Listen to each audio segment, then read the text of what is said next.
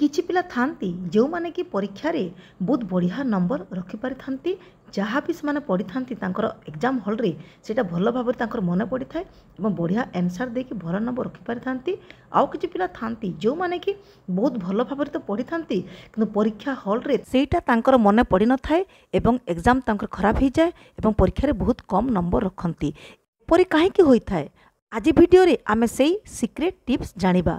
पिला माने चैनल को सब्सक्राइब करने सहित वीडियो को लाइक और शेयर करने को जमी भूलबनी। ओके, तो प्रथम टिप्स होची समय को ठीक भाव में भाग करिवार टिप्स। देख पिला माने एई वीडियोटी सबु कैटेगरी पिला एवं सबु क्लास रो पिला मानक पई प्रयोज्य। तमे बोर्ड एग्जाम दउछ किंबा सेमिस्टर एग्जाम गुडी को दउछ किंबा कोनोसी एंट्रांस दउछ किंबा कोनोसी कॉम्पिटिटिव एग्जाम मध्य तुम देवाक जाऊछ ताहले सर्वप्रथम काम तुमर होउची जे तुम समय को भाग करिवो। केमिति करिवो ना मन कर तुम पाखरे माने तुमको 5 गोटी पेपर पढ़िबार अच्छी तुम 5 गोटी पेपर ऊपर तुमको एग्जाम देबार अच्छी है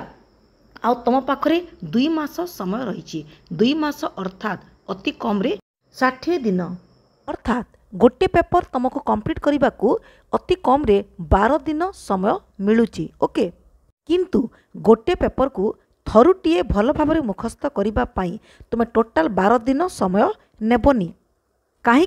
एबे मु तुमको से अति जरूरी सीक्रेट टिप्स कहबी जो कि पिला माने बढ़िया रिजल्ट करिथांती किछि पिला आउ किछि पिलांकर रिजल्ट एते भलो हे न थाए। देख गोटे पेपर को तुमे थरुटीए घोषिबनी बा मुखस्त करिवनी तुमे कोन करिवो थरे पढ़िबो बा मुखस्त करिवो आउ 2 थर रिविजन करिवो एभली भाबरे गोटे पेपर को तुमे 3 थर पढ़िबो से ही 12 दिन को तुमे पुणी 3 भाग करिवो तो गोटे भागरे केते पढ़िबो 4 दिन तो प्रथमे 4 दिन माने 4 दिन रे से पेपर को तुमे भल भाव में घोषिबो 4 दिन भितर से पेपर तुमे केतोटी चैप्टर अच्छी आ केते केते समय गोटे चैप्टर नेबो सेटा तुमे निजे स्थिर करिवो तापरे नेक्स्ट 4 दिन रे प्रथम रिविजन करिवो आउ तार नेक्स्ट 4 दिन रे तुमे सेकंड रिविजन करिवो बा द्वितीय थर पई रिविजन करिवो। एई भली भाबरे तुमे जदी गोटे पेपर को 3 थर पढ़िबो 3 थर ताकू मने रखिबो ताले देखिबो परीक्षा रे सेटा तुमर भूलिबार आउ बिल्कुल भी चांस न थाए एवं परीक्षा रे सबु पॉइंट्स तुम संपूर्ण भाव में भल भाव में लिखिकी बढ़िया नंबर रखि पारिबो। किंतु मन रख पिला माने तुम 3 थर पढ़िबो सेटा एका संगे तुम पढ़िबोनी हैला एका संगे ताको माने एका संगे गोटे पेपर को 3 थर पढ़ी दबोनी सेमिति कले परीक्षा आसला बेल को प्रथम रे तुम जो पेपर आरंभ करथिबो सेटा तुम भूली जाइतिबो तो सेति पय तुम कोन करिवो प्रथमे ये जो 5 गोटी पेपर तुमर अच्छी आ 2 मास समय अच्छी तो आम ए भाग कला प्रथम भागरे 4 दिन पढ़ला तो प्रत्येक पेपर को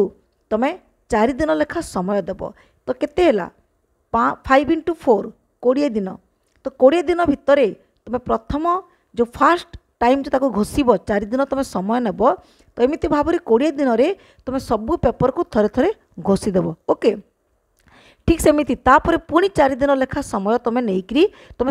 प्रथम रिविजन करिवो तुम तो सबू पेपर को तुम आउ थे लेखा ताकू रिविजन करदेव सबू सरीगला पुणी स्टार्ट करिवो माने सेकेंड रिविजन तुम स्टार्ट करदेव पुणी प्रत्येक पेपर को तुम 4 दिन लेखा समय देव तो ये भाव में 20 दिन भितर तुम सेकेंड रिविजन कंप्लीट हो तो ठीक अच्छे तो आम जो 60 दिन समय आमको मिलता परीक्षा प्रस्तुति करने ताहले 60 को आम 3 भाग करदेला 20 दिन 5 गोटी पेपर को प्रथम 20 दिन कंप्लीट करिवो तापरे नेक्स्ट 20 दिन पुणी ताको फास्ट रिविजन करिवो तापरे पुणी नेक्स्ट 20 दिन ताको तुमे सेकेंड रिविजन करिवो। जदि एमिति भाव में तुम पढ़िबो देखिबो एग्जाम समय रे तुम पाठ भूलिबार आउ चांस नाही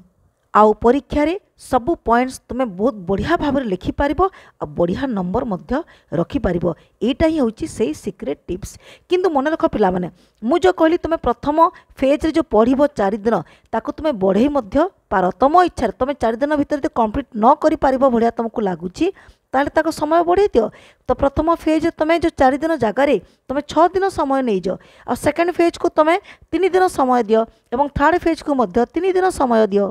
तो ସେଇଟା तुम उपर निर्भर करुच्ची तुम केते दिन भितर पाठ को तुम घोषी पारुच। तो से हिसाब से तुम फास्ट फेज पढ़ सेतकी दिन तुम समय नेब। किंतु मन रख पिला माने प्रत्येक फेज बा प्रत्येक पेपर को तुम समान भाव में समय देव। गोटे पेपर को मन को भाव ना तो यहाँ सरी पारानी मुझे किसी दिन समय निए सेमती करनी। तुम ठीक भाव में समय को भाग कर जितकी समय तुम रखीच से निर्दिष्ट समय भितर ही तुम कंप्लीट कर यही भाव में तुम पढ़ले निश्चित भाव में जीवन में प्रत्येक परीक्षा सफल हो पार। तो ठीक अच्छे पिला माने आज एतिकी नेक्स्ट वीडियो रे पुणी देखा ओम नमः शिवाय।